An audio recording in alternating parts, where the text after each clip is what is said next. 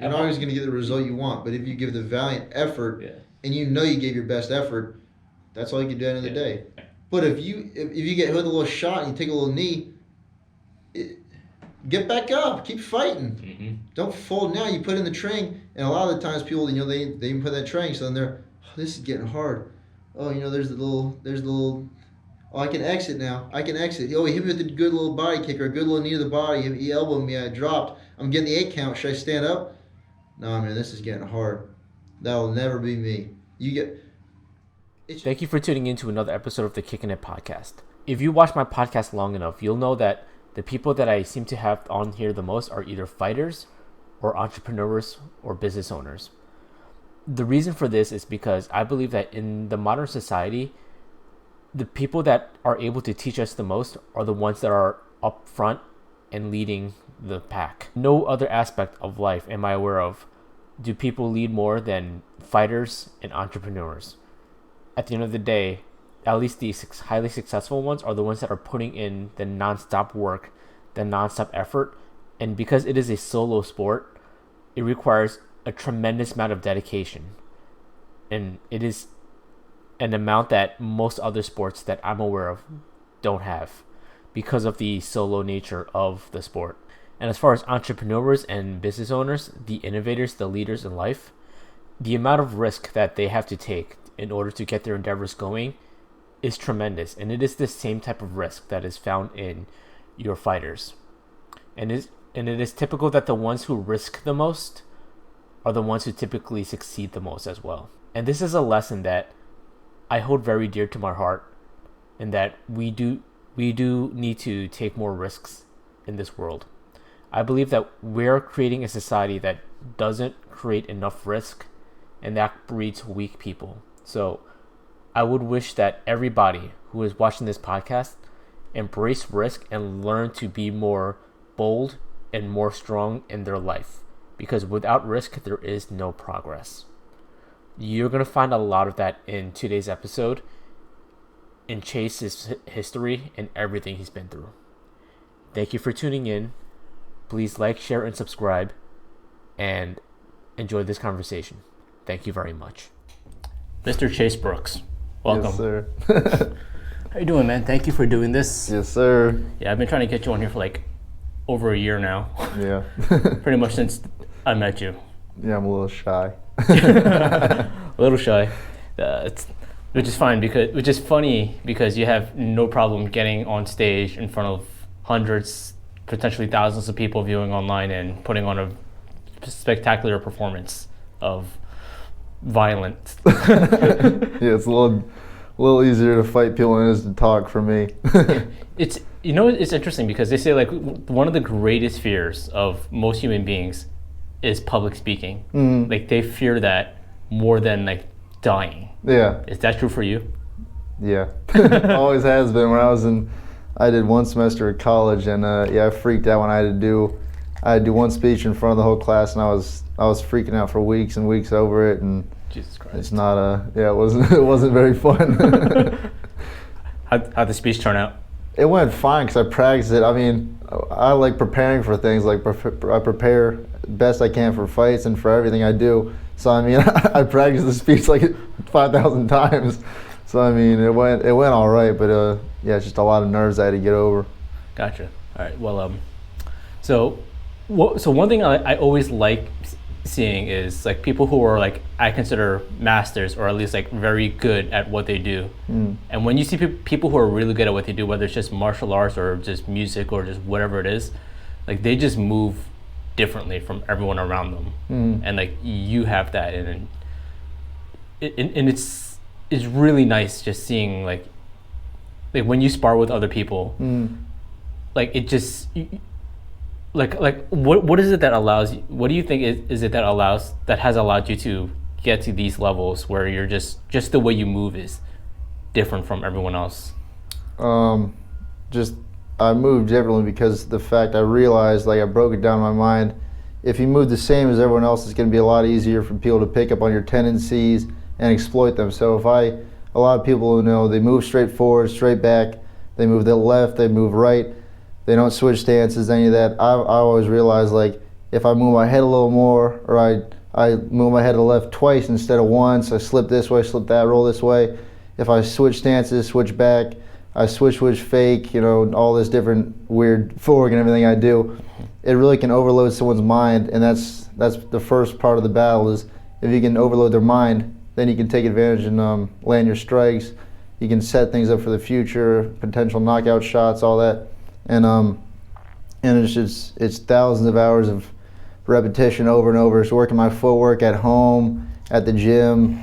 I mean, wherever I'll be at the beach. I'll be just wherever, and just practicing different things, working new things I'm thinking about, and just letting myself flow and have fun with it. And I think when you're having fun and flowing is when you can learn the most, just with yourself.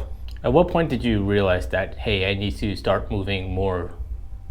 How did you figure that out? Did you figure that out on your own, or did someone just tell you, stop getting popped in the face? I learned it basically on my own, because when I was younger, like 15, I started when I was 15, my 15th birthday. From 15, 16, I was moving like everybody else, and I was getting the same results, and a lot of people get hit, and for years I was just going forward and getting hit, and eventually my dad he was a coach of soccer and baseball and all that, so he, like, when I rock climbed or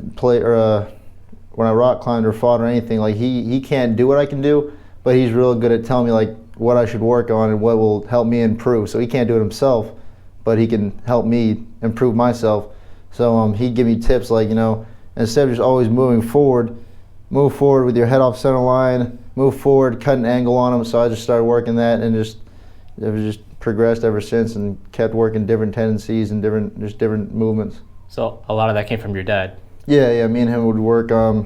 I do my own training, or I do all my training at the gym, and then we'd go home and go to our back porch, and he got a pair of focus mitts and a pair of gloves when I was 15 when I started, and we just worked all these different things. Like he helped me, he had me work off of in the clinch, get one glove in their face, post off so you can create some distance and head kick, and I landed the fight after, and like he's the reason I can switch southpaw and orthodox now. I can switch stances, and I can. Kai's a really good southpaw. Joey's also a really good southpaw, but I can, to a degree, hang with Joey in southpaw. Like not trying to, that's my boy, but southpaw, I can still hang in that stance because I've worked it for years. Because my dad told me when I was 15, 16, if someone chops your leg, you need to be able to switch stance. So like I would try to fight against him, and I'm not gonna be able to do this next fight. I can't go southpaw by next fight. He says it's not about next fight. It's for 2, 3, 4, 5 years from now. So when you're in one championship, when you're fighting for a world title, when someone's good enough they can really hurt your leg, or your orthodox strikes aren't landing, then you switch southpaw, give them a different look. You show them the opposite power side, all that. So now I'm just switching stances in the middle of combinations. Every combination, off a switch kick I'll land southpaw, off a switch kick I'll land back orthodox. I can do whatever I want really. I can switch and flow how I'd like. And it just came from working with my dad. So I can hang with southpaws to a degree. I can hang with orthodox fighters, obviously, because I'm an orthodox right-handed fighter. But I like giving different looks, like always, like we said. Can you hang with jiu-jitsu guys? If they shoot in, I'll try to knee them in the head. I know like the very basics. Like someone that doesn't know jiu-jitsu, I could probably. A lot of people I can catch them in an armbar, whatever different types of chokes. But I mean, everybody that knows. If you know anything, then no. Yes. Actually, there was one when I owned my old gym. There was a black belt and a purple belt in there, and I rolled with them one day, and I rolled with some other guys that didn't know anything either, and they watched me and they told me like, obviously I don't have the skill or like and the knowledge, but they said I have the body awareness that like a lot of times if someone's doing jiu-jitsu or whatever, they just focus on their hands, but I'd focus on I'm trying to control their upper body or get sink in a choke or something while I'm controlling them with my legs and my knees, or I'm pinning them with my knee or my leg or whatever also. So they said at least I have body awareness down. And I think that comes from rock climbing as well, because rock climbing, you need to know you need to have your balance. You need to know where your balance is, where your body is, so you can control yourself. So if I'm climbing a rock and I need to mantle up, I need to know I need to get to this position to really balance myself. So it's the same as I don't know jiu-jitsu, but if someone's trying to knock me off or shrimp out or something or whatever, I can know my balance is here. I need to get it to here, not to get not knocked off top of them. Like I don't have the knowledge, but I have the body awareness to a degree.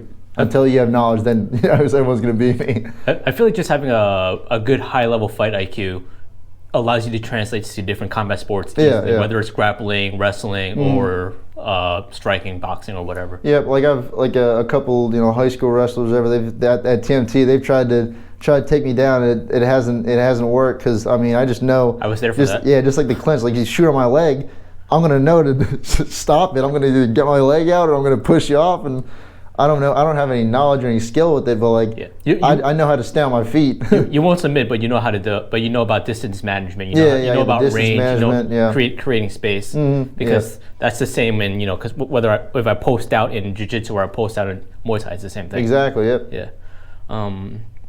So, how much of an impact has your father had in your life and your training? Because it seems like you guys have a very good, close, strong relationship. Yeah, we've got a great bond. He's always pushed me on. He's always believed in me and really not pressured me, but told me you can be great at this. Just set your mind to it, work towards it, work consistently for years and years, and eventually something great will come of it. So even from a young age, he got me into soccer because he's a soccer coach and he played soccer as well. So he pushed me.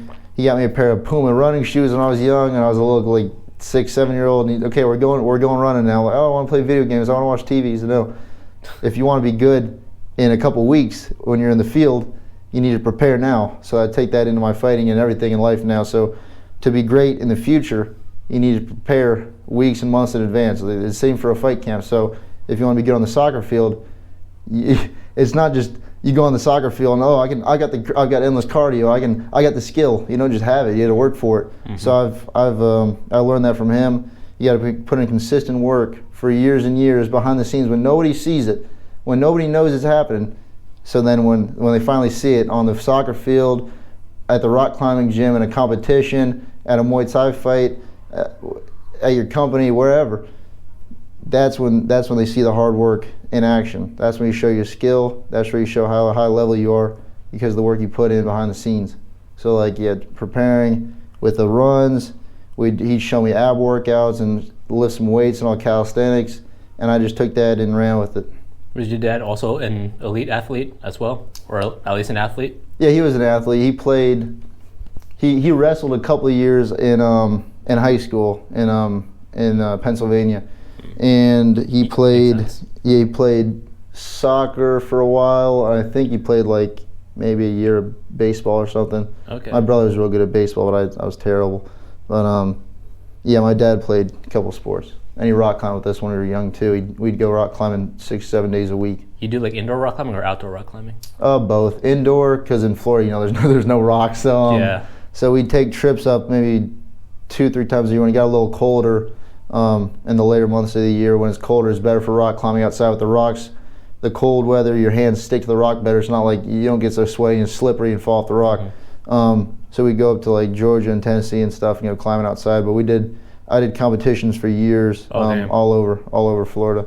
Harness and no harness? Both. Okay. I like no harness a lot better. Bouldering, it's so much more fun. Yeah, it's so much free, and I like being creative with Muay Thai. I like being creative when I played soccer. I like being creative when I rock climbed. So I like to just be able to express myself. When you have a harness on, you got a rope. It's basically just a route straight up, so you can only do so many things. But when there's different bouldering routes that can be creative, going this way, that way, I would get my heel all the way up here and match with my hand, and then pull myself up and do a figure 4 where you got your leg up here and you're posting up and pulling yourself up and go. Yeah, I like being able to be creative with it. So bouldering is a lot better with no harness. Yeah. No, it's definitely. I just fear the fall, which is why I do a belaying instead. Yeah. You didn't like the falls? Yeah. Yeah, I was never scared of it. I mean, it's fine because I've only ever done indoors. So the mat's this thick. Yeah, real thick. But even then, I just look down. I'm like, man, if I fall on my arms they're bent the wrong way. Yeah. I saw somebody snap their leg before. That wasn't fun. Exactly. So I'm like, all right, that's just a freak accident though. I'm just gonna tie myself to a harness. That way, if I fall, I'm just. Yeah, but I learned real young. You just gotta accept you're gonna fall sometimes. Yeah, for sure. I still boulder once in a while, just not as much. Yeah, now the Tampa one was closed down, so there's the Vertical Ventures in St. Pete. They just opened one in downtown. Yeah, there's another one. It's not a Vertical Ventures. I don't know what that one is. No, it's not Vertical Ventures. Ventures. Yeah, I haven't been there. Yeah, it's pretty cool. They have like multiple like athletic things in there too. They have like yoga in there. Yeah, a bunch of different things. Yeah, I've talked to them. I try to get them to do like a jiu-jitsu, Muay Thai, MMA Oh, thing. gotcha. Like, yeah, if we get the coaches, I'm like, well, let me go talk to some people. Yeah. But awesome. So so your father's a huge force in your life. So your father doesn't sound like he ever did Muay Thai, or He trained with me at my old gym. We would do it's called Super Saturday. So we do our 2-hour training with 1 hour of basically conditioning outside. So we do 2 to like 3.5 mile run to start. Then we do and we had a big parking lot. So we do run a lap around the parking lot, flip the tire, run around the parking lot. Kettlebell swings, run around. Then we had the combat rope around a tree. We do all these different things and like different workouts with a bunch of us. So he'd do that, and then he'd hop sometimes into the Muay Thai portion, and he learned a little bit, and he sparred me.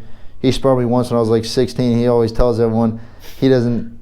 2 times I hit him with a good little jab, and he said he didn't know if he wanted to swallow his mouth or spit it out. Pop with one. Yeah. So how did you get into Muay Thai then? If you're, because it doesn't sound like your father did Muay Thai when he was younger. Like, how did you get into? Yeah, no, I was always just a nice little kid, but I had some friends that were some little assholes, and we were at the mall, at the Citrus Park Mall. Me and my friend Kareem and DeMarcus, my friend DeMarcus. He at the time, those were my 2 best friends, and Kareem got So DeMarcus and Kareem were at the mall. And DeMarcus, we were 14, but he was that big black kid. So he grew quick. He was like 5'8", 5'9", like 190 pounds at least, and real strong kid at like 14. And me and my friend Kareem were like 110 pounds. We're 5'1", little guys, scrawny dudes. And my friend DeMarcus, he was always just a little. He was funny. If you were his friend, he was real funny. But if you weren't, you wouldn't like how he treated you. He was a little bit of an asshole and liked to joke a lot. And he was real disrespectful. So he went up to these girls. He loved going up to girls right in front of their boyfriends and hitting on them. And when you're that big. Yeah. But you're these fearless. guys. Yeah, but these guys. So these guys were like 6 foot to like 6'3", and there's a whole group of them that came out of nowhere. So there's like 2 or 3 girls. There was like 2 guys or 3 guys, whatever, and then all their friends came over as well. Oh my god! You guys got jumped. Almost. So they kept threatening us. They were talking about like, hey, we could kill you. Like we'll knock you out. Like we'll hurt you. And me and my little friend Kareem were like, wait. We don't want a problem. We don't want no issue. And my friend DeMarcus was like, what are you gonna do? You ain't gonna do nothing. He said, hey man, shut up. I tried to like in the middle of the whole group. You can't like pull someone aside, but I tried to. I said, DeMarcus, like shut up, man. Like chill. We can't fight these guys. And they all like, I think one or 2 of them had cauliflower. Like they were wrestlers and football players. Like no doubt, they're jacked. They're tough dudes. They're like wrestlers and football players, and they're bigger than us, older than us. There's a whole bunch of them, and he was just fearless. But we didn't have any skill or any. There was 3 of us. Could he fight? Little guys. No, he lifted weight. His parents were really good CrossFitters, so I mean he was strong, but then he couldn't do anything. No. So we were just defenseless, and we would have gotten killed. So me and my friend Kareem, we were we were like, we thought back on it, we reflected, and we were like, okay, we need to like, learn how to fight, or at least defend ourselves. So we looked up like kickboxing, boxing, Muay Thai, all that. And Muay Thai just looked the coolest because you can, art of 8 limbs, you can punch, kick, knee, and elbow, you can sweep people, throw on the ground, clinch them. So we started that at Tampa Muay Thai on, what was it, Bears, I think, on, right by USF. We started there, and we were there for 5 months when my old coach, Ben, he moved gyms to Land O'Lakes, and he just up and left and he opened Co Muay Thai. And I was there for another like month or 2 with Kareem, and we loved the training, but Ben was like our main coach at that time. So we followed him once we found out where his new gym was in Land O'Lakes. We followed him, and then like a month or 2 later, my friend Kareem, he was supposed to get a fight, and he was like really like genetically gifted. He was like 115 pounds, but he was like 3% body fat year round, just so strong. His first time ever bench pressing, he bench pressed 135 for like 10 reps, and I was like, that's not. That took me like years, and he tried to. He's an idiot. He tried to leg press like 900 pounds in our weight training class, and he messed his knee up a little bit. I was like, yeah, your legs are this big, like you're strong and you're genetically gifted, but it's gonna mess your legs up. So he tweaked his knee. So I barely do 500. Yeah. So I like the fight I was telling you about when we were driving here. Malcolm Wallace, he was supposed to fight that kid at 115 pounds. That kid was 14. He'd trained 10 years since he was 4 years old. His dad was in the UFC. His dad was a world champion. His dad started training when he was 4. I've been training for 8.5 months, and my friend Kareem was supposed to take that fight, but he hurt his knee. So then I asked my coach, like, I passed the level 1 test, like, I'll take it. So I got ready. I got in fight camp, and I fought him and beat him. And from then on, I just love Muay Thai and love fighting, love preparing, pushing yourselves to your limit. You have to overcome yourself mentally and physically. Every fight camp and every fight, you grow to another level. You find another piece of yourself. Is he still training? Oh, Kareem? Yeah. No, and right before I had that fight in like November 6th, I think it was November 6th, 2015. Like a couple weeks before that, he got real. The last couple months, he stopped kind of training. He got real into drugs and drinking, all that, which is something I've always been able to avoid because addiction runs in my family. So I've just always avoided no drugs, no drinking. So he got really into partying and doing drugs and drinking. That messed him up. So he stopped training. Really, became real inconsistent, and his grades suffered. He's a smart kid, but his grades in school and everything suffered. And he started hanging out with people with guns and all that, and jumping people and almost getting jumped himself. So he his mom moved him to like Kenya and Dubai. Yeah, he's in Kenya and Dubai now. Oh, damn. I think he's going to be a medical student. He's like a medical student now. Oh, good. Yeah, he's real smart. Got his shit together. Yeah, his parents had to move him away, so they shipped him off. Oh, damn. I'm glad to hear that for him. Yeah. Yeah. All right. So that was your first fight. Tell me about your first fight because actually I'll come back to that. But just listening to your story, it just reminds me of something that I hear a lot is the two main type of people who get into martial arts are people who sucked at other sports. It doesn't sound like that was your case. Except baseball. Except baseball. And people who got their ass kicked growing up, which was almost your case. Yeah, almost. Yeah, luckily didn't get beat up, but yeah, almost. Yeah.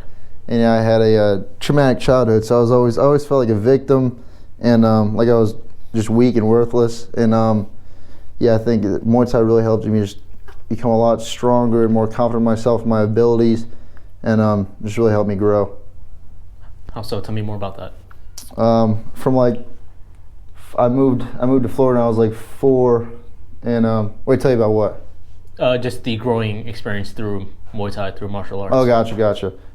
It just gave me, I just felt like I had more ability to, I was always afraid of strangers, and like, no matter who it was, like, I'll be walking down the street with my eyes down. I don't want to make eye contact with anybody because strangers are scary, because I've been abused by, like, people I thought were friends and close to me, and like care about me, and they'd abuse me and do certain things to me when I was a kid. And like, I thought, like, so if someone cares about me, I think they care about me. What would a stranger do to me? Like, what could a stranger do to me? Oh, fuck. Yeah, so that's a pretty heavy thought. Yeah. So that's what I always thought when I was walking around. So like, I'd see like an old lady, and I'd be afraid of her. Oh, it's a stranger. But yeah, just especially grown men or anything, I was always afraid. But now with Muay Thai, I'm like, I don't ever want to fight anyone. I'm a nice, chill dude, easy going dude. I never want to get in a street fight, but I know if anything pops off, like, I'm still nervous. Like, if I don't like arguing with people, because that I still have like my mental frame of myself is like just that weak little victim of a child. But once it's time to fight, like I think Bobby said in his podcast with you a while ago, like, Chase knows how to flip the switch. Like, when it's time to fight, or if I ever get in a street fight, I know when I got to flip that switch and the beast comes at me. Like, there's some demons in me. There's a beast inside of me that obviously I let out in my fights. Like, you see, I don't try to score points on my opponents. No, I try to hurt them, because like my whole mentality is like, if they could do it to me, they would. I have the ability. I train my ass off. I have the ability to do it to them, so I'm going to do it to them before they can do it to me. Or I'm at least going to seriously damage them, break their ribs, or hurt their leg badly, or whatever. So then they can't seriously injure me. So that's my thought. So yeah, like back to like, I'm just way more confident now, just in my ability that if anything ever happened, I might still, you know, lose, or I could get shot or stabbed or jumped or anything, obviously, just like anybody. But I have a much higher chance of beating someone up and stopping myself from getting injured, or my friends and the ones I care about, or just strangers if I had to intervene with any, you know, any violence that could happen. Like I always get tried at the gas station. I don't know why, but like I've had some crazy like homeless people or crackheads or whatever, like a group of them, they'd knock over all these bags of popcorn and chips. I started picking them up for them. I don't say anything. I'm just going to, I'm a nice person. I'm going to help them pick all these bags up, and they get in my face like, you got a fucking problem? I'm like, well, what are you talking about, man? You just knocked this out, I'm picking it up for you. And then they all tried to square up and fight me. I told them, like, they said the look in my eye, like, I'm real nice, but if it comes to like actually, you know, some like violence has to happen, I know how to be violent. Like I know how to be violent and fight people if I need to. I told them all, I don't want an issue. I'm just trying to help you and pick up your stuff, but I'll fuck all of you up right now. I'll fuck all of you up right now. And I got real serious, and they was, oh my bad. And they fucking walked away. Like, if it comes to it, I can be a real mean individual. Yeah, no, I've seen your fights. Yeah, there's two sides. Like what is it, Carl Jung, whatever. Yeah, the shadow self. So I know how to bring out the shadow self. I bring out the beast inside of me when I need to, and usually in life you don't need to. I like helping people. I give people hugs. I'll be joking around, all that. Be friendly, be nice. But when it's time, you gotta be able to bring that beast out. Did you always know how to bring that beast out, or is that something you learned over time? Like, I feel like it's I feel like you have to kind of learn it. You have to kind of learn it. Yeah, I feel like being able to tap into violence is a skill in itself. Yeah. Because there's a lot of fighters that are super talented. They train real hard, but when the lights are on, or just when it's time for violence and time to fight or anything, they're not in the gym. They're under the lights or whatever. You get just time to fight. They just can't. They can't perform. Or like Bobby, like his last couple, all his fights, he's insanely skilled, and he could win. He could win a lot of his fights, you know, on points or whatever. But we saw the last fight when I had the talk with him. I was telling him like, hey man, you go to New York, you can't take any prisoners. Like, go there to hurt him. You're trained to go there and hurt him. Go there and hurt him. Don't just score points. He shouldn't be there with you anyways. Like, you're too skilled. You're too good. He tapped into that dark side himself, and he just demolished the dude. Like, it's got to be done, and he learned how to do it. I had to talk. I always have self-talks to myself after like every training session, after every sparring session, like what went well, what didn't, what can I work on, what did I do good, what should I still, you know, what I need to improve, all that. After every fight, win or loss, I do the same thing. And I think after my sixth fight, I was 17. I just turned 17. I couldn't get a fight for a year and a half. And in that time, I had like 20 opponents plus back out me in 12 fight camps, just all year, losing weight, running. That guy backs out, and it's been a theme of my whole career now. The last 8 years, people backing out. I don't know why everyone's afraid of. I'm just a nice little dude named Chase. I don't know why everyone backs out. Have you seen you fight? That is not a nice dude. Yeah, but I mean, still step in there and fight me. Challenge. People got to test themselves. It gets real annoying when everyone backs out. The last dude a couple weeks ago that was supposed to fight in Miami. He's fought at 170 pounds. He's a 165-pound champion and a 155-pound champion. He backed out day of weigh-ins. And his coaches in his own gym told me he was 16 pounds over. He didn't want to cut no weight. He told me it was blood work, but I talked to the promoters. They said it wasn't blood work, so I don't know. He had all these excuses and stuff. I don't know. But he came up to me at the fight and told me, I'm not afraid. I wanted to fight. And I was like, well, you're supposed to fight me today. So, I mean, it's kind of... I feel like that's so backhanded. Yeah, it really was. It kind of pissed me off. Yeah. Like, I do want to fight you. I just didn't put in the proper work so that I could fight you. Like that's what I'm hearing. And his own teammates were telling me he was afraid. I mean, they said he was watching all my training videos and sparring videos and asking about, you sparred Chase, like how is this? I don't know. It was kind of it was stupid and a waste of my whole fight camp, and I cut 30 pounds for it, or no, 26, 27 pounds. Yeah, but yeah, back to so yeah, after I couldn't get a fight for a year and a half, I was just thinking to myself like, okay, you go into these fights, and like I put a lot of pressure. My old coach, his whole thing was just pressure, forward, use their cardio. I got really good cardio. I run a lot, and I train my ass off. Like I overtrain and whatever, but I mean, it's how I build my confidence and my cardio, my abilities. Just repetition over and over and over.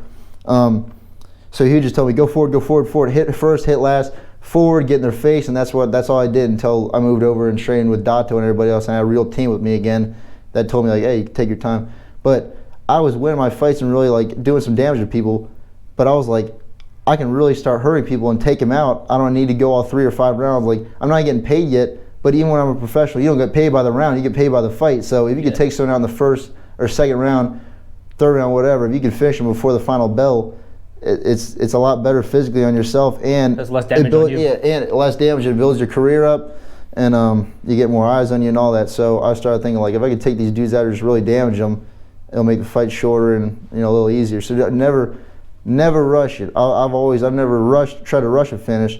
But I tell people you just take your time, pressure them a little bit, see what's landing. If it keeps landing, they don't defend it, they don't block it or dodge it or anything. Keep working it, keep landing it. Like my last fight, elbows kept landing, so I kept throwing them. He wasn't stopping them, and I kept landing them. They kept doing damage. His eyes were rolling the back of his head. He was making all weird noises, like groaning and stuff. They're damaging elbows. So I kept throwing them and kept landing them, and that's what helped me finish the fight. Instead, I landed that last teep to the face. But yeah. So find what's landing and keep landing it, and give different looks, and yeah, that's it. Is it possible to reach the highest levels of fighting without tapping into that dark place? It depends. It depends on, I would say you could, you just won't be so violent. Like you'd be real technical. Like I don't know if you've seen what's his name, Nicolino Loci. He's one of the most defensive boxers you ever see in your life. I don't think he ever tapped on the dark side because he was so defensively sound. He beat people. He won a fight. One of the rounds, I don't think he even like really hit the dude. He just dodged every strike. So he won the round just by dodging everything and landing a couple of little jabs or whatever. If your technique and your defense and everything is so good that they just can't land your strikes, if you can outpoint them, then yeah, like you can get to a real high level. Like Floyd. Like Floyd. When he was what is it? No, when he was Money Mayweather. No. When he was Pretty Boy Floyd, he knocked people out. He was knocking people out, but he started breaking his hands. He started hurting his hands. He's like, okay, I'm just going to be real defensive, be amazing defensively, and just win off defense and just being amazing. And so like at that point, he wasn't really tapping on that dark side as much anymore. Of course, he still got some knockouts, but it was more just play the game and win the fights on points. So that's not really tapping on the dark side. But like if you see he tapped into that dark side when Victor Ortiz headbutted him. Oh yeah. Of course. That's when you bring that out of them. Mm-hmm. Like you see me at the gas station, you bring that dark side out of me. I might have to bring that dark side out.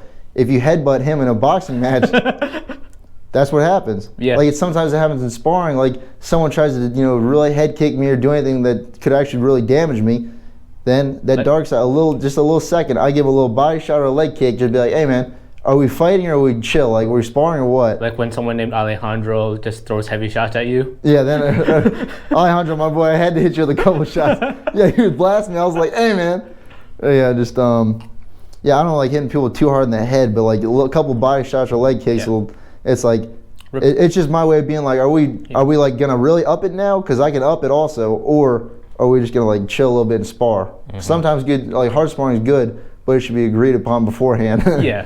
Yeah, like if someone just starts trying to like bully me or something, I'm not just gonna take that even in sparring. Like I gotta respond a little bit and hit you with a little leg kick or a little body shot. So the dark side comes out even in sparring sometimes. Yeah, for a little glimpse for a second. Like I'm not trying to take one's head. Like, I'm not gonna break someone's jaw or break their nose flying them in the head or anything. Like we're not gonna head kick someone, but like I'll give you a good little leg kick with a little power behind it or a good little body shot. Like make you limp for an hour or two. You said what? Make you limp for like an hour or two. Just a minute or two, just a little minute or two. But like, have you ever seen Sam Core fight? Mm-hmm. He's one of the best. What was it? I think he's southpaw. So I think it's his left kick. That guy is real mean. Like he's got the dark side every fight. His whole mentality is just he's gonna hit you with that left kick over and over. He's gonna kick you in the arm until your arm either breaks or is so weak and tired that it keeps dropping, and then he's gonna kick you in the head. And when I trained in Canada for them, 5 months in 2019, I trained with my master, John Suchart, in Canada. He told me he knew a guy that fought him, and he said he broke He got his jaw broken, and the dude had to drink out of a straw for like months. Like Oh, that dude, no. that dude's like all he does is tap into the dark side and try to do damage. That's just different fighting styles as well. Like some people want to score points and look beautiful. Some people just want to be brutal. I want to just do damage and look as good as I can doing it. Obviously, I'm always working on getting better technique and looking better and being more fluid. Yeah. And it's starting to come out in my fights. Like the more experience I get, and of course, train with Dato and TMT and Jill and all of them, and all my new gym behind me, all my new teams behind me. Like they're really helping me. Just you don't have to just go forward and aggressive and just be a sloppy little brawler. Like I used to be like you guys said in the Bobby podcast. Like I used to be like a little brawler. I've got really good technique.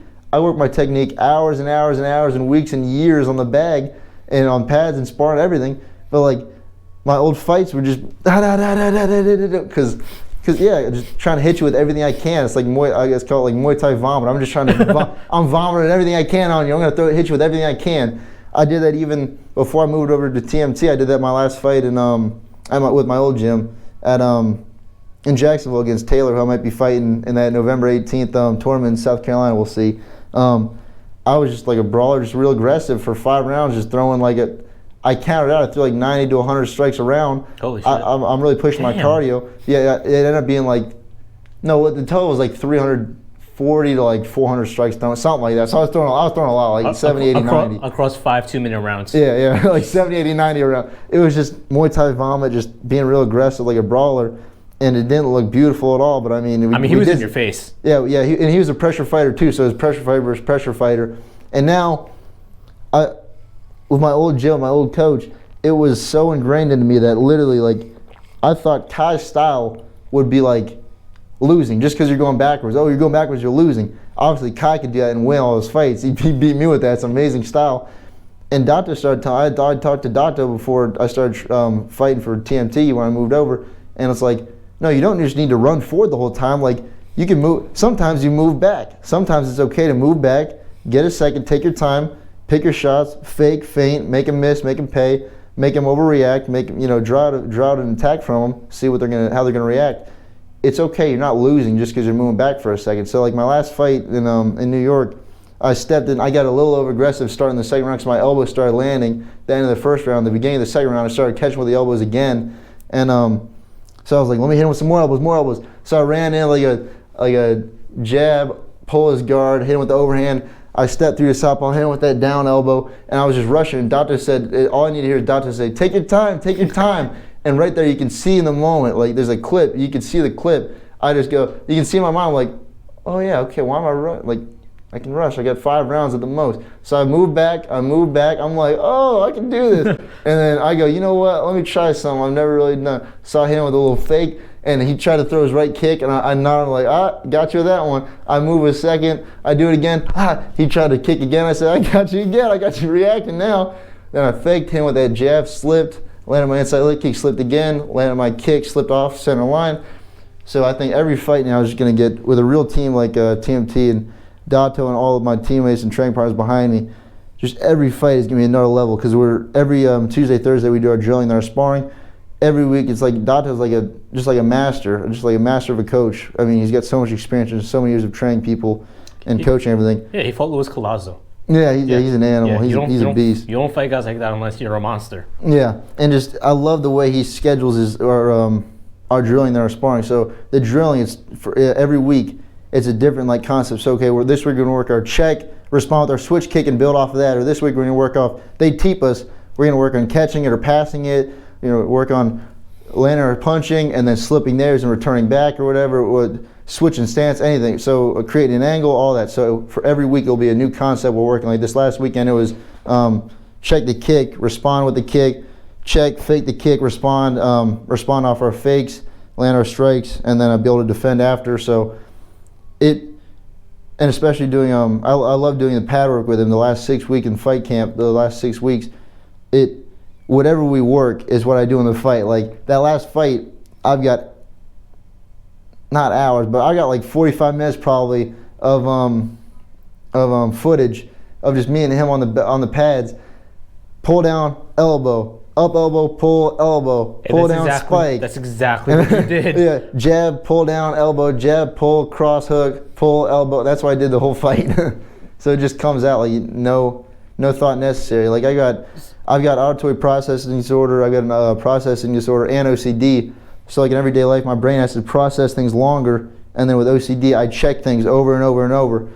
But that's what I love. That's what I love about sports is That's I know perfect for sports. I'm dialed in. No, but yeah, it's good for preparing for them. I train and do it over and over and over, repetition. But when it's time to actually compete, I get my mind set, and there's no second thinking. There's no second guessing. Nothing. There's no APD. There's no OCD. It's if I see it, I react to it. There's no thought. There's no nothing. It's been ingrained into me for hours and hours, and that's why I've always preached consistency and discipline and just train. Is because you build that muscle memory. So when it's time to compete, I kind of shut my mind off and I just let my body react, and my body does its thing because I've trained it for so many hours. And that's why like the last fight, I wasn't even thinking about it. It was just, okay, pull down, elbow. Okay, that landed. Pull down, up, elbow, and then it all just comes together. Did Dado know that was going to work on specifically him, or was it okay? It's time to do some elbows. I don't know. Dato's a magician. He knows he knows what he's doing. Yeah, I got nothing but respect for him. It's like a 50-year-old man, and he just puts on pads, and he tells you guys to hit him, and you guys aren't hitting him lightly. You guys are like blasting him. Me, power. Kai, Joey, Chris, Jake, Alejandro, D. We're hitting hard. Like this last fight. When Chris hits hard, like that's a big dude with beautiful technique. Yeah, I don't know. And I just see Dado just stand there and just tank it. I'm like, well, Dato's a little tank. He's a tough Georgian man. Yep. Yeah. Before the last fight that the opponent pulled out of, like the last week, like 2 days of pad work, he told me like body kicking. He just got his little focus mitts and his little belly pad. I'm cracking him as hard as I can with his body kicks. He told me after, he said, "Goo, you ready to fight? You gave me a headache." He said he gave me the headache with your body kicks. So I was like, "Oh, my bad." He said, "No, it's good. It's gonna hurt your opponent." I don't know how he does it, because that one time I held pads for you, like I smiled through it, but the entire time I was like, "This is really painful."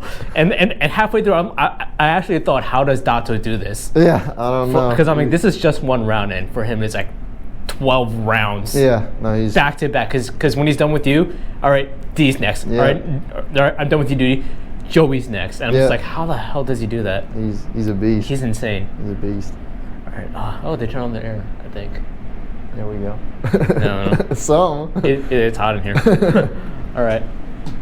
So I want to talk to you about like switching gyms, because it sounds like you've trained at a lot of different places, at a couple different gyms. You used to own a gym. Yeah. I've talked to like some martial artists, some fighters, and they're like very loyal to their gym, and they stay at their gym no matter what, which I respect. I was until I couldn't be anymore. So like did you always change gyms, or like just happen? No. Or So I started at TMT. I was there, like I said, for like 5-6 months, and then I moved over to be with my coach, my crew, Ben. And I was with him from middle of 2015 to 2022, like end of 2022. And in between, he had me train with his master, John Suchart in Canada, who brought Muay Thai to Canada. He made world champions. He made world champions out of Matt Embry, who fought Kevin Ross and a bunch of other greats. He fought in Glory. He fought. He trained Simon Marcus, who was Glory kickboxing champion. He beat Israel Adesanya. Clifton Brown, who was a multiple-time world champion. Mm-hmm. So he trained them. So in Those 2019, great names and great Canadian, great fighters. He had me for 5 months. I saved my money. I worked construction for years, so I could save my money. For 5 months, I went and trained with him. I lived in a house with someone for an apartment with someone for a little while, right across the street from the gym. And then for like the last couple months, I lived in the gym, in the men's locker room, and like a little like storage closet with a little futon. I shared a futon with a bunch of rats. They would always eat my oatmeal and chew my books up, and I was like, man, this sucks, but I mean, I got to do it, get my experience and get my training with some greats. And he pushed us every day. Like we'd wake up. I mean, I was an idiot, so when I had time to myself in Canada, like I've got a terrible sleep routine. All my friends and anyone that knows me will tell you that. Like I barely ever sleep, and I got to work on that. I got to work on my sleep and my diet, my recovery. But yeah, so I'd be up until like 5-6 a.m. just on my phone like an idiot instead of sleeping. And then we'd train. I'd get a little bit of sleep. We'd train from like 11:30 or 12. I would run between 3 and 5 or 6 miles, and then we'd do. He'd show up at like 12:30 or 1. He'd lead us through. Our morning session was between. The shortest like 2.5 hours, and the longest I ever trained just a morning session with him was 7 hours straight. Holy 7 hours. It was, 7 hours? Yeah, and then he got us. That's a full-time job. That was my full-time job for that little bit of time, for the 5 months. Holy mother. That's the only time I ever like really started to hate Muay Thai. Like me and my friend Rafael, we started hiding on the roof from the gym. Like there's a little ladder on the roof. We'd hide there. John would be like, where's Chase? Where's Rafael? We'd be like, don't tell him. And then he'd find us and be like, okay, we'll go train now. No more tips. No more running, no more training. Please give us a day out. No, but he was amazing. But yeah, so we did 7-hour morning session at most, and then we'd have like an hour and a half to recover. We'd go eat a little bit and stretch and foam roll for a second, if anything, and then we go back another 2-3 hours at night. That's some David Goggins shit. Yeah, it was intense. Yeah. I got in the best shape of my life though. I had 4 fights in 5 months. I fought in Canada, then in Iowa in the TBAs. Then in Mexico, then Iowa in the TBA tournament, and then I was in Thailand for 6 weeks, and I fought over there in Chiang Mai Boxing Stadium, and trained with some amazing people out there. But then I was back to Canada. Opponent there backed out. He was, a little afraid. And then came back and I lived in the gym at my gym, Co Muay Thai, in Land O'Lakes. I lived on a futon there for a little while. I got my construction job again. So for like 5-6 months, after I got back from Canada, I was still just saving money. I had a little bit still saved up, so I just lived on the futon in the back, and I just trained. I wake up and do the morning class, 2-hour class. I'd go run for 4 to 6 miles, 7 miles, 8, and then I'd do my own, extra bag work, shadow boxing, all that, and then I'd rest and eat a little bit, and then I'd do training from the 4:30 class to the 8:30 class, or 7:30, 8:30 class ended. I'd do more hours of training, and then shower and eat, sleep, repeat for a while, and I got a construction job again, and just did the same, just train, run, work, and that's it. People joke that they live in the gym. You actually fucking did it. Yeah, I did for a while. That's it got to the point that I'm not gonna be like inappropriate or anything, but like I was talking to I've talked to a couple of girls in the past that like I've been like, oh, come spend the night at the gym with me, or come hang out at the gym with me, and they'd be like, I'm not spending the night at a Muay Thai gym. I'm like, oh wait, I'll take a step back. I'm like, that is real weird. I can't even blame you. I can't even blame you. And that just means they're not wife material. Yeah. You won't share food time with me at a Muay Thai gym. All right, I see. No ring for you. No. You got to have your standards with these women. Yeah, I'm a little bit weird. Which is funny though, because I'm sure that you talk to some guys like, yo, let's train and then pass out at the gym, wake up in the morning and train again. I imagine that a lot of like martial arts guys would say yeah to that. Yeah. I would say yes to that in a heartbeat. Yeah. I'm like, because my house is just a place that I sleep in. Mm-hmm. I sleep in and I eat in. That's it. Yeah. So like if I could actually wake up at Tampa Muay Thai and train, I would 100% do that. Yeah. Yes. It's a fun time. It is, because I think that like just from a biological standpoint, mm-hmm. like we're animals at the end of the day. Yeah.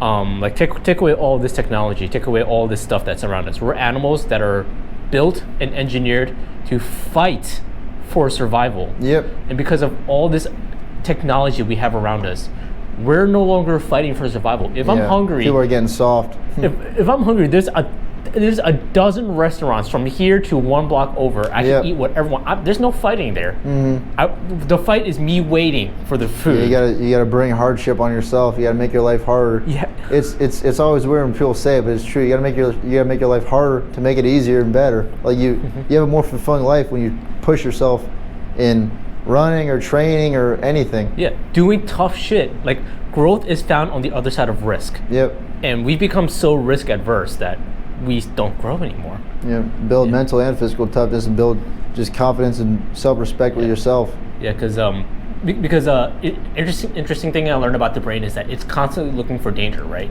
Because 20,000 years ago, when we were just living, saber-tooth tiger coming after you. yeah, like whatever. we're like our brain is calm, but if it spots a shadow from like your side, that's when your brain starts triggering. It starts you lock firing onto it. because that shadow that you see is either gonna kill you or you're gonna kill it. Yep.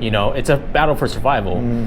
But like when there's nothing for a prolonged period of time, your brain starts to panic. Like, why am I not picking things up? Brain, I mean, I'm sure it gets bored too, and that's where depression comes in. Well, depression comes in, and also that's when it starts stressing out. So the lack of stress stresses your brain out, which it builds more stress. Yeah, and what's more stressless than living in a modern society where we are fighting over nothing. Yeah. Arguing about everything. Yeah. So yeah, but like I love doing things that like just keep you focused in the moment. Like rock climbing is really fun. Yep. Yeah. Sparring with my friends is pretty fun. Getting punched in the face. I got hit by a spinning back elbow yesterday. Yeah, it still hurts. Gotta block that. Right over there. No, I blocked it with my face. Yeah. Not fun. Yeah. All right, so you're a very, very driven man. Everything that I'm hearing, and since I've known you were driven, but everything I'm hearing is even more driven than anything I could have imagined. 7-hour work, training days, saving up, going to Canada, going to Thailand, fighting in Mexico, non-stop, studying yourself. Where does this drive come from? Just, I just always understood, like, we've got one life, so why would you want to be average? Why not push yourself to your limits, see what level you can get to? So I want to be the best I can be whenever I did. When I rock climbed 7 days a week. Like, I want to push myself and become the best I can be at that sport at that time. When I started doing Muay Thai, I stopped rock climbing. I'd done rock climbing from 7 to 15 years old. My 15th birthday, my mom took me to start Muay Thai.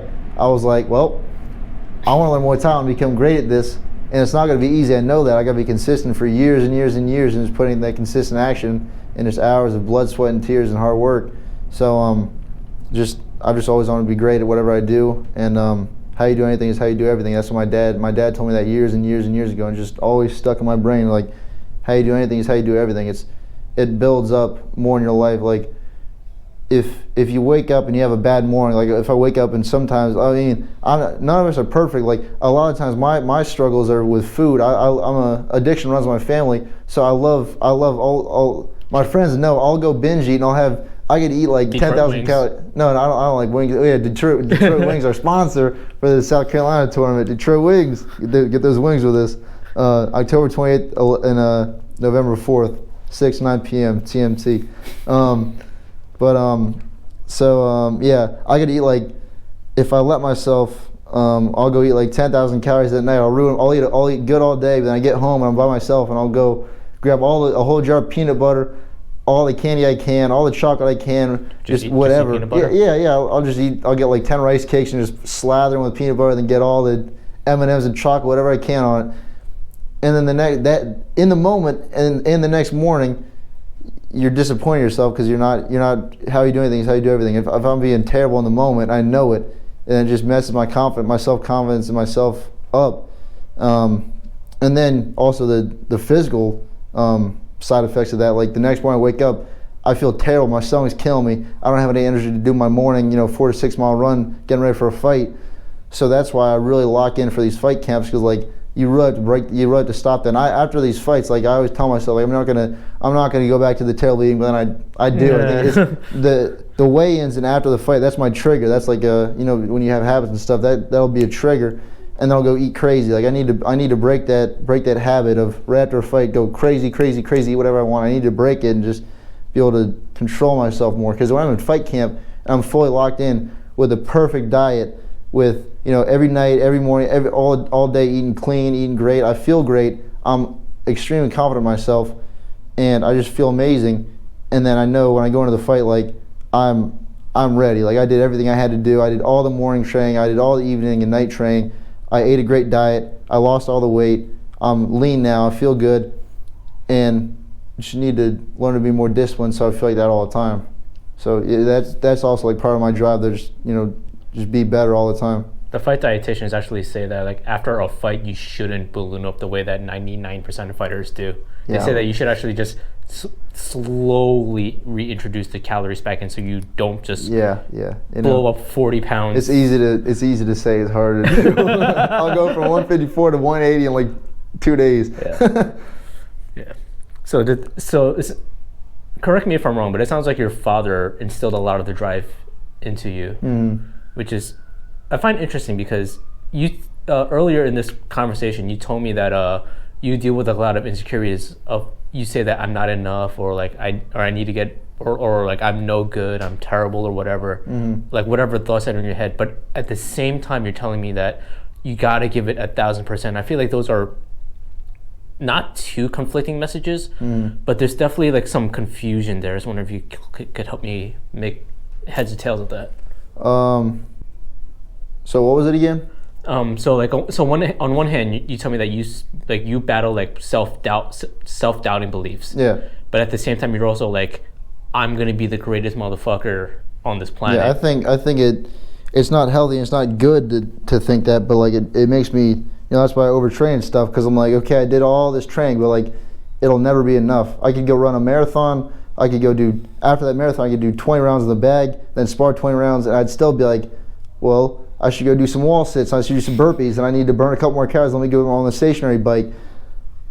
And I'm still having to like pull myself away and stop doing all that overtraining and stuff, because I realized like, the body, you need to be able to recover as well. And I'm not great with, recovery. But a lot of that was just like mental framing of like I had a great childhood, but like the trauma in my childhood, that just messed with me mentally. So that's why I felt like, I'm not enough and nobody cares about me. Nobody cares if I'm safe or if I'm good or whatever. Like that's from that. Is it okay if I ask what that trauma was? Yeah, it's good. When I was like 4.5, 5 to probably 11 or 12, I was sexually molested or assaulted, whatever, from older male and female. Every couple days or weeks or months, it happened a lot. So I just felt like if people I thought like were, like friends or older, like kind of people that cared about me, I thought, how could they do that to me? And like that's why I thought, like, a stranger, what would a stranger that doesn't have any connection or anything to me, what would they do? What can they do to me? So that's I was taken advantage of for years, which I never said on a camera until now. Yeah, but nobody asked me like who did it or what, because I got my get back. Like I met up with them when I was like 17, and really beat the dude up. Gave him that show him that dark side real quick. Wow. Yeah. That's. Yeah. I think that's part of the way I can tap into my dark side, because I got some anger and some demons in me that comes from a little childhood trauma, and it'll always be like everyone's had. I'm sure everyone's had some sort of childhood trauma. Like it never leaves you. Like no. You of course you grow from it, and you can learn. Years down the road, I can learn from it, and like I was a victim or whatever, but I don't have to still think I'm a victim. I'm not anymore. I can stop it. Anyone try to do anything again, I can stop it. But you don't have to feel so weak. You went through things that made you feel weak, but you don't have to always feel like that. Like you can grow from it and become more self-confident through training, through lifting weights, or through running, whatever. And just you don't always have to feel like you're a victim, like you're worthless, that nobody cares about you, because there are people that do care about you. And just had to start to realize that the last couple of years. Damn. Yeah. Thank you for sharing that. Yeah, buddy. Yeah. So you've got a team now, and you've got people around you that genuinely care about you, your growth, and everything. Mm-hmm. Tell me a little bit more about just your training as of like nowadays versus how it used to be. Yeah, so at my old gym, no disrespect to my old gym, I love them all still. My old coaches and everything, I still love them all. But for years, it was just me putting in my own work, do my own fight camps, and like basically ask my friends, oh, hey Mike, hey Victor, like can you hold a couple pad rounds for me, or hey, random random individual with 0 fights. Will you come spar me? I'm getting ready for a guy with 15, 20 fights. Will you come spar me a couple rounds? Or I'll go just hit the bag. Yeah, I'll go hit the bag and do my own running, do my own strength and conditioning, random stuff. And I was still just from my drive, my will to win, and just my aggression and everything, and I pushed my card, my limits and everything. I'd still go in there. Like I fought a dude on Team USA in Chicago. I flew over to Chicago, just me and my one coach, and he had 3 cornermen. He had like 200 people in the crowd cheering for him. It was his hometown, and they took away my elbows as well, and I still beat him just with my own training and just through sheer will and just pushing myself to my limits, relying on myself. Now I've got a full team. I've got another level of confidence in myself. Like obviously I'll never be cocky. I still always overestimate your opponents, so that makes me go out and fight that much harder, because I'm not afraid anymore. I'm not afraid of them, my opponents, but like I still have nerves. Like this guy could beat me. He could beat me up or try to he could land something and hurt me. So I got to train my absolute hardest. So I go in there and don't let it happen. And now I got a whole team and a whole gym behind me that are really helping me. So I've got a whole team now, and so they help me with a lot better sparring rounds, better drills. We need to do better drilling and better pad work with more experienced people, and I'm just coaches that they set up the training for me. So it's not just my own. I'm gonna hit the bag for 2 hours straight today. And when I fought Kai, I was so just branched off of that. So when I fought Kai, I was so obsessed with that fight, and I learned a great lesson from it. Like you could be obsessed with something, you could give 100%. Like you could give 100. It's not real, but like you could give 150% of yourself, and still go in and do what happened to me and get beat up and get punched in the head 100 times and not be able to hit him at all. I was so prepared for that fight. I was completely obsessed. We were supposed to fight on Lelio Code, like a Halloween fight, end of like October, early November or something. And I think Bobby broke his ribs. So when they moved it from like end of October or whatever to that February 26th, I think it was February 26th card in Jacksonville, I was so obsessed with it. It was like 3.5, 4 months.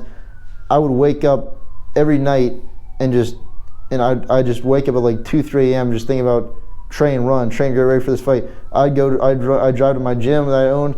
I'd open it up. I'd lock the door. I'd go run like 5 to 10 miles. I'd go hit the bag like hour and a half, 2 hours, strength and conditioning, do like abs and shadow boxing and all this for hours and hours, and then I'd run my morning class, and then I'd brought my bike. I'd go bike 15, 20 miles. I'd go run another 3, 4, 5, 6 miles. I go hit the bag another hour. Like I was training insane, like an animal, just like it's stupid, but like an animal. Like I just wanted to be completely ready, because my old coach knew him. He trained him for years too. So he told me like he's got a good left hand, he's a good boxer, and he's a little bigger than you. But the old information he had was Kai used to drink and smoke and stuff. Was a little lazier years and years ago. He hasn't done that in years. Yeah, I know. We didn't know that. So he said he's gonna gas that and you can use your cardio. That's not the same guy that stepped in there. So yeah, I had a hard fight, but I learned like you could be completely prepared mentally and physically, and still you don't get to win the fight. Yeah. Like you got to learn from it. And I got a best friend out of it. I got a new gym out of it, Tampa Muay Thai, a new family, a new team, new coaches, a lot closer to my house, and a lot better environment for me physically and mentally, and to develop my technique and everything. And I got my best friend Kai out of it. So I mean, you still kept coming at him, he knocked you down, and you got right back up and kept coming at him. Yeah.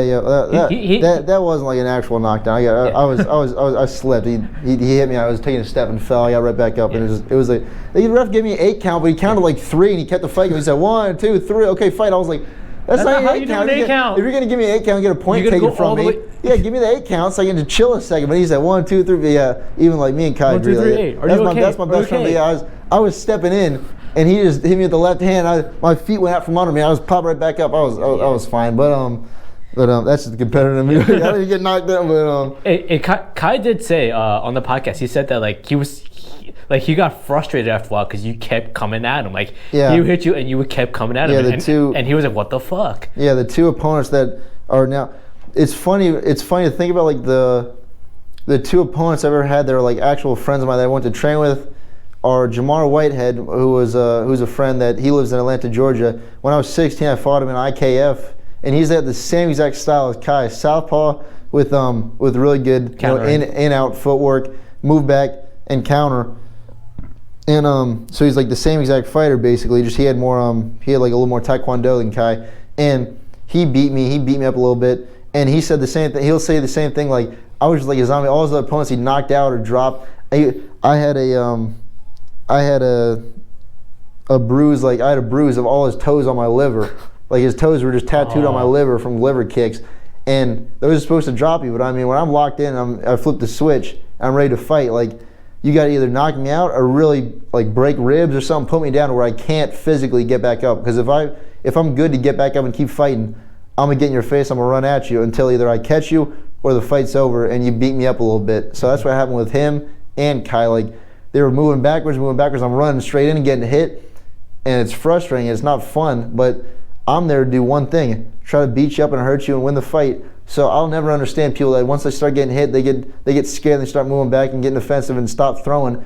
It's like, you're there to do a job. Do the job and fight them. I mean, if somebody's better than you, they're faster, they got better counters, they're better footwork, better head movement, whatever, you're getting caught. I mean, keep trying. Don't just give up on yourself like that. I mean, you train hard too. Go in there and do your best. Kai was hitting me Kai hit me with 100 crosses. None of them felt good. Like it's the first time I told my coach. We fought at 159. So I weighed in like 158 something. He was like 159 something. You know, a little heavier than me. But the next day I was 163. He was like 178 to 179 or something. He told me he was a lot heavier. He put on that weight because he was bigger than me. And I'm getting a little bigger, but he blew up a lot. He was real heavy and real strong in there. That's my best friend. That's my boy. And that fight really showed us like what level we can push ourselves to, and that's my best friend. But yeah, so like he was hitting me with those crosses, and it felt like I either say like a backpack full of rocks or like a sledgehammer just cracking me in the face every time. Like, I tell all my friends at TNT, like, they all say, oh, it sucks sparring Kai. I said, you'll never know what it's like until you actually fight him. If you have to fight him, everyone that hits him in the gym, I'll tell him like, hey, he was either real tired because he works overnight, or he's being nice and letting you land a little bit. Because I was so fast in that fight. I was so prepared. 6 weeks, 3-4 months, like I just said, killing myself training. I was so fast. My kicks were so fast. I was light. I was lean. I was shredded. Every kick, whoop, with just 1 inch. He moved 1 inch right out the way. Like he was like a ghost, not an invisible ghost. He was a visible ghost. He was visible. He was a visible ghost. He was visible, but he was a ghost. He was in that ring with me. I saw him right in my face, but he wasn't there. Like, I'd try to hit him. I'd step through, try to hit him with an elbow, right out the way. I'd leg kick him, miss by that much. I'd throw a head kick, miss by that much.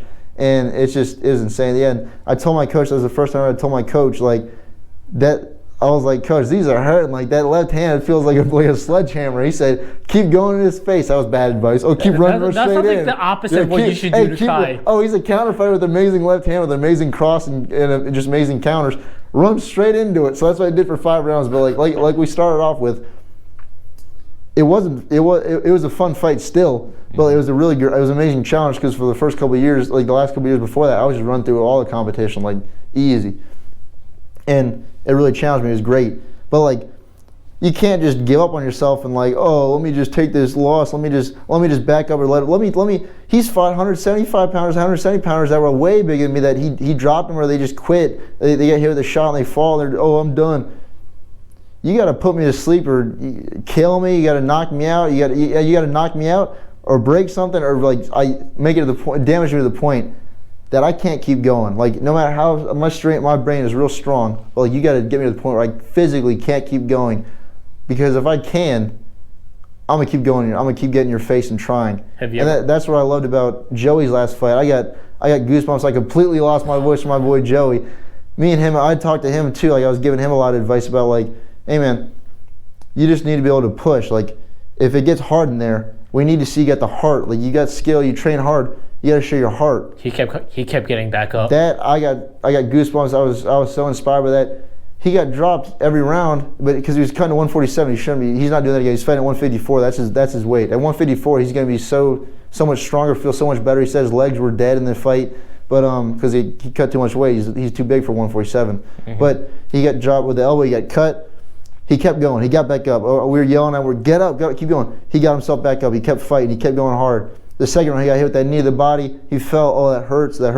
He got back. His body was, diminished from the weight cut and everything. He got up. He kept going. He kept getting Noah's face. Noah's a great fighter too. From what is it, MJM in Yeah, Clearwater. MGM. That dude's awesome too. He's really technical, real good. The third round, he got dropped with that knee again. He got back up. He kept going. And at the end of the day, that's what I'll always say, like, win, lose, or draw, you can still be confident in yourself, and you can still, you know, if you lose or not, it's still somewhat of a win. You can be Down. No. Damn, what the hell was I trying to say? You can be win, lose, or draw. Win, lose, or draw. If you give 100%, you can still like be proud of yourself. I don't know why I forgot the word. Yeah.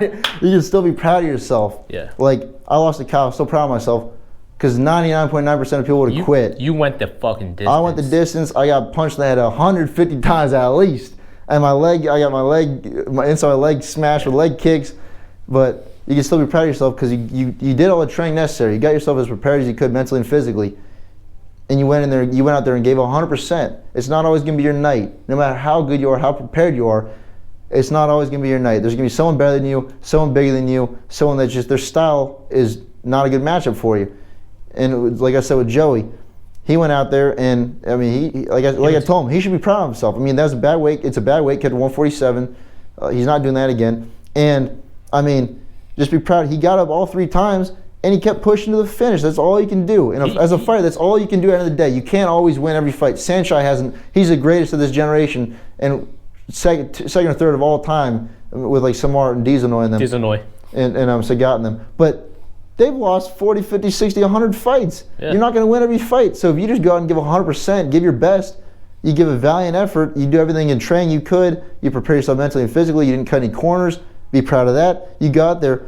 Be proud that you gave 100%, you didn't quit on yourself. Because a lot of fighters that quit on themselves, and they know they quit on themselves. I've seen people get dropped, they get back up, and then they do a little fake step. Oh, I stumbled. Call the fight. The ref calls the fight. Okay, I can get out of there. I can get out of there now. Oh, that's easy. Oh. They're not going to be proud of themselves. They're not going to be proud of yourself. I mean, if you know deep down as a fighter, if you stop fighting and you just take the easy road out, you take the easy way out, I mean, you're not going to be proud of that. I got hit with hard liver kicks, hard body shots before. I've been hit with hard elbows. Taylor cracked me in my, I was all swollen. Yeah. You feel a little pain, like, okay, you're in the middle of a fight. We're not playing ping pong or anything. Like, we're not playing golf. Like, be ready for a fight. You got to mentally and physically be ready for the consequences. You're in there with a trained fighter that's trained for 6 weeks at least and trained for years and years beforehand to get ready to fight you. You can't be surprised when it hurts or when someone hits you, because that's what you're doing. No. You gotta be ready for it. I hit other people, they don't hit me back. Yeah. People want to be always the hammer, never the nail. But sometimes in fights, you'll be both, or sometimes you're just gonna be the nail. You're just gonna be getting hit over and over and over. Keep going, try. Just do your best. That reminds me of my first ever jiu-jitsu match. I lost 22-3 on points. Like points wise, I got smoked. Yeah. So you kept trying. Destroyed. You kept looking for something. But all the way at the end, like when the time ran out, like when we stood up, I looked at the other guy's face. He had one of these. Yeah. Like I have it saved on my phone, and he looked like. That's like what is Rocky and Apollo or whatever. Yeah. Like David Goggins loves it too. If you just don't give up, you take their soul. Yeah. And the best part was like he said, like the second the ref said time, his first words out of his mouth, "Holy fuck!" And you pushed him as well. Yeah, and I got up. I had energy to go. I'm like, and I wanted to keep going. And I looked like I was ready to go. I was ready to go another round. Yeah. So I'll catch you in this round. You're tired now. Yeah. So you're tired of beating me up, but hey, I'm gonna get you now. Yeah. So I lost on points. Yeah. But I didn't feel like a loser because I went in there. I gave him my all. Exactly. And I didn't get subbed, and we took it to the limit. Yeah, you're not always going to get the result you want, but if you give the valiant effort, and you know you gave your best effort, that's all you can do at the end of the day. Yeah, I'll show you the picture later. It's fucking hilarious. Yeah. The guy's like, yeah. But yeah. You got to rematch him now. I don't know because I'm 35, right? So I compete in the seniors division, and he's 21, so he competes in adults. Gotcha. The only reason I got paired up with him was because no one else 35 signed up, so I got paired in with all like the 21-year-old kids. So the next grappling industries, I think more seniors signed up. So I might not run into him again. I mean, I would love to because it was fun. You know? Run that bet. Oh, yeah. You know, I gotta catch up to you on points. Yeah, points, or I gotta sub him. You know. Yep, get him back. Hell yeah, son. Yeah, it was also really funny because he kept avoiding me the rest of the competition.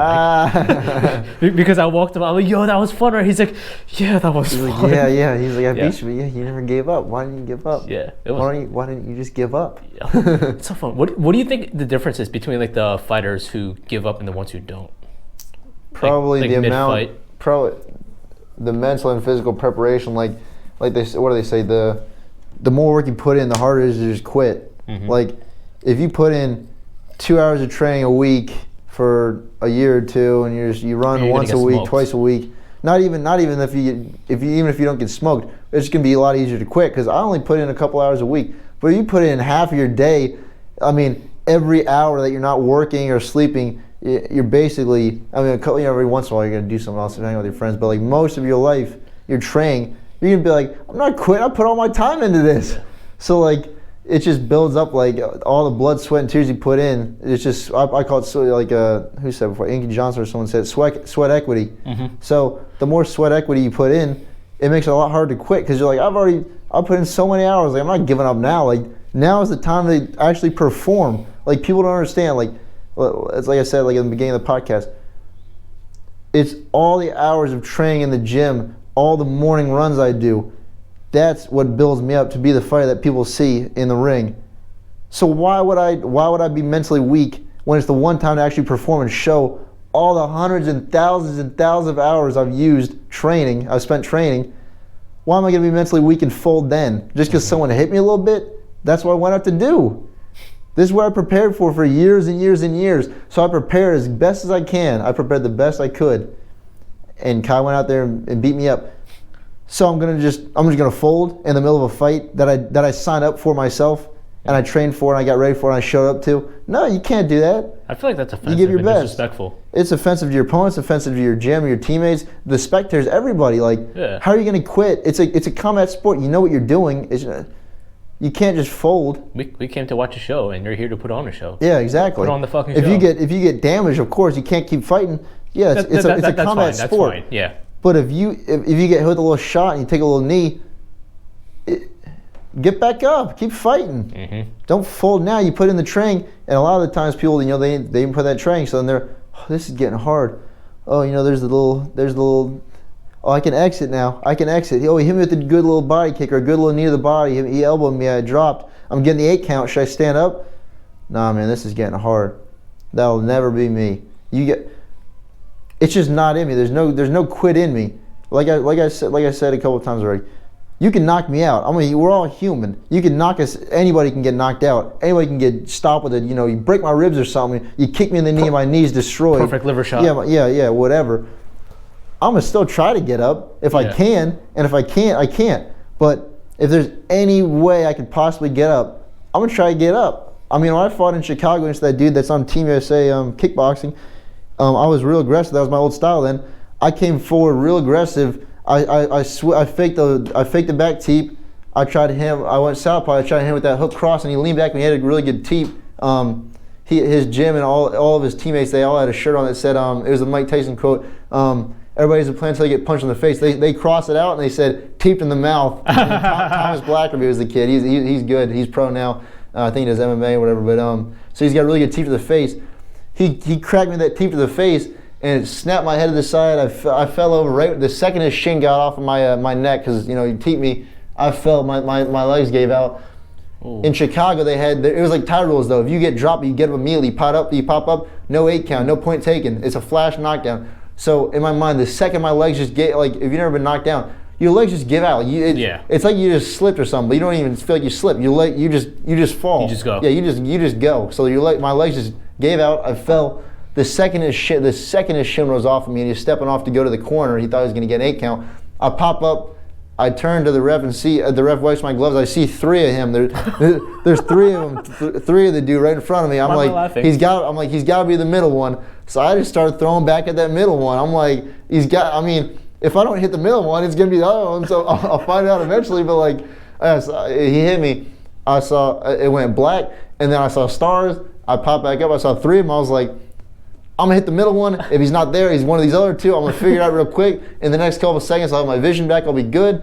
And I won the fight. I won with one corner man. He had a couple hundred people in the crowd and 3 people in his corner. You went to his town and took his victory. Yeah, I was driven. Yeah, that reminds me of you ever watch Creed 2? Yeah. The part where him and Rocky are in the ring, and then Rocky just looks at him and goes, "They don't know what you've been through, and they sure as hell don't know what we've been through." Yeah, exactly. Yeah. Yep. Yeah. I mean, All right. makes you push yourself to another limit. Yeah. All right. Got time on these cameras for one last question. What is next for Chase Brooks? We've got November 18th in South Carolina. Four-man tournament. Yeah, 4-man tournament one day. So the first fight, I think we're gonna be the first 2 fights on the card. I'm pretty sure. I mean, it makes sense. And then once I win my first fight, which I will, we got Shingard, so I'm gonna win that one. Whoever I fight, we gotta draw names. So it's gonna be random of the day. It'll be cool. So you don't know who you're fighting. The 4 of us will draw names and match up, and I'll have to beat that first individual. Just gotta get prepared for that. Now we got 6 weeks. Today is 6 weeks till the fight. So I gotta get into real hard training, real hard dieting, and just get fully prepared mentally and physically. Go there, beat that first guy, rest for probably an hour or 2, and then we'll be the co-main event. And I'll beat whoever the second opponent is, get that King of the Ring Southeast Muay Thai title or whatever, and then come back. I want to win WBC in New York or California, wherever. It's been my dream since I started training. I've always wanted that green and gold, just beautiful WBC belt. Like, I'll in my room at night, or like whenever I'm shadow boxing at my house or by myself, I'll visualize winning it, getting my hand raised, looking down at it, and taking off, looking at myself. I'm looking at the belt just by myself, and I'll visualize and just start crying because I want to win that belt so badly. Like, I will do whatever is necessary to win that belt. Like, that's in the rule set. I knew steroids. No, but I want to win that belt so bad. And then I also want the Freedom title, since I'm the #1 contender in that Freedom Fight Promotions. Now I want to win that belt. So hopefully win these last 3 amateur titles in the next, hopefully by beginning of 2024, in the next couple months, I want to win those 3. And then I'm looking to go pro and work my way up the professional ladder. And Muay Thai and kickboxing, I'll do both. I love my elbows the most, but I'll kickbox if I can get if I can get in glory someday or something. That'll be awesome. Getting one, and my final goal is 1 championship. I want to get 1 championship, become a 1 championship world champion, and that's been my goal for years and years now. And I'm gonna keep tirelessly working at it and give 100% of myself until I get there. When Chase Brooks versus Haggerty. I'm way too big for him. He's like 140 pounds. I would die if I made 140 pounds. So who would be then? Superbon? Superbon, Chingiz Alazov. Chingiz Alazov. Yeah, there's some animals. Is so I gotta get my speed up. That dude's an animal. That dude is nasty. He would kill me. But that's why I got hopefully in the next 5 to 8 years I'll be in there. I've got 5 to 8 years more training in me. I'm gonna be a whole nother animal. Mm-hmm. I'm gonna be a whole nother animal with TMT behind me, with all these years of consistent action. I'm going to put in all the years of hard work, all the sweat equity.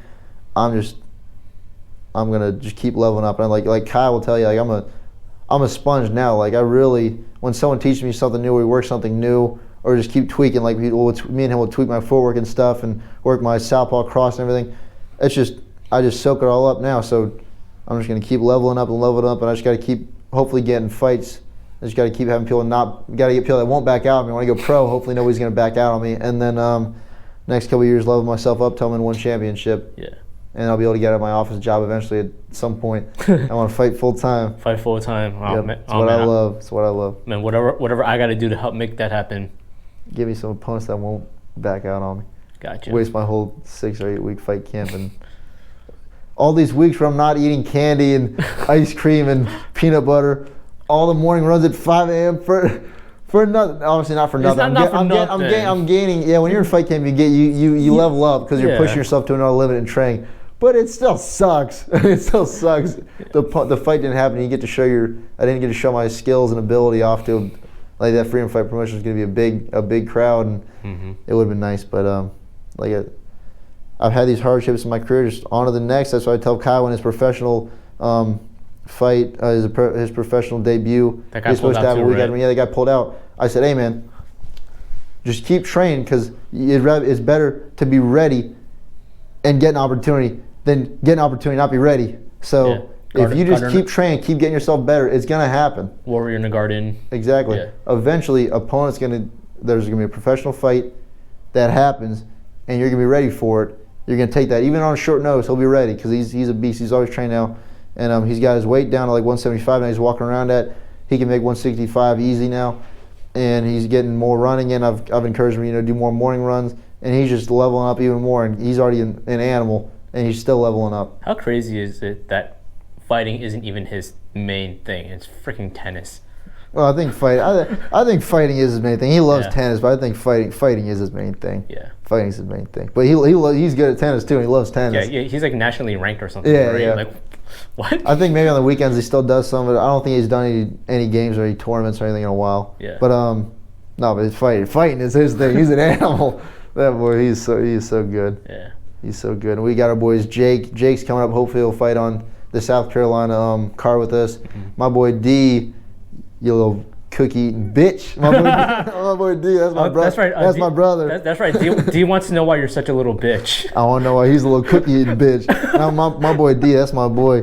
He always gives good advice. He's a real smart dude. He's catching on. He's like a sponge too. He's really leveling up quick. He broke his hand on a dude's face his last fight. He got that cross keeps landing. That 1-2 keeps landing. He kept throwing it. Now in South Carolina, he's going to get to throw those elbows with a little elbow pad. He's got his first fight, his fourth fight now with no shin guards. He's gonna hurt somebody. Yeah. We're gonna get him ready. He's gonna hurt somebody. We got Ronnie and Reagan coming up soon. Ronnie and Reagan, they're in Orlando that's combat night. Yeah, combat night. They're trying to get me on that, but they're trying to find someone to fly in and fight me or something, get an opponent from out of state or something. But it's way too late for that now. Oh no, they're trying weeks ago, but it's it's not happening. They said it's not gonna be able. They're not gonna be able to do it. I mean, it's getting hard to find opponents. So I'm going pro soon. But Reagan and Ronnie are going to beat some people up. Reagan in her pro debut, or not a pro debut. Pro debut. No, she be looking like a pro. She's getting real good. You're about 3 years ahead of schedule. Yes. I'm thinking about my pro debut. No, Reagan, her amateur debut, she's going to do amazing. I mean, she's so athletic. She's so fast. She's caught on so much. She's put in the hard work. And Ronnie, he was looking amazing in his last fight in Freedom. He looks so good. I love with his style. He doesn't second guess anything. If he's going to throw a technique, it leads to his downfall. He could be hitting you, or no, sorry, you could be hitting him, his opponent could be hitting him, and he's going to keep throwing his techniques. It's like he's just ignoring what they're doing. Like they'll be hitting him, he's like, no, I'm going to throw my 1-2. I'm going to step in and land my knee. He doesn't hesitate. He just throws what he wants to throw, and he throws it with full conviction and full confidence. Now he's just not walk straight and get hit with a spinning back kick to the liver. Yeah, that was. He was putting on a clinic, beating that guy up. I mean, his next fight's gonna be a real master class. He's gonna show another level as well. Ronnie's the only guy I know who walks into a kickboxing fight and does Muay Thai. Loses 3 points. He wins the fight. He dominates the fight, but gets 2 or 3 points taken. Loses 3 points, and it's still a split decision. Yeah, he dominated that dude. That dude that dude knows he lost. He still knows he lost. Yeah, I've never. Ronnie hit him with like 300 kicks and not a single punch. Dude. Ronnie. I've never seen a dude, a darkish skinned dude, turn red like that before. I was like, I mean, Ronnie hit him with like 200 kicks and not one punch. All right. Chase Brooks, thank you so much. Of course, man. All right. Hell yeah. That was really fun. Yeah, man, that went by quick. Yeah. That was a good little hour talk. and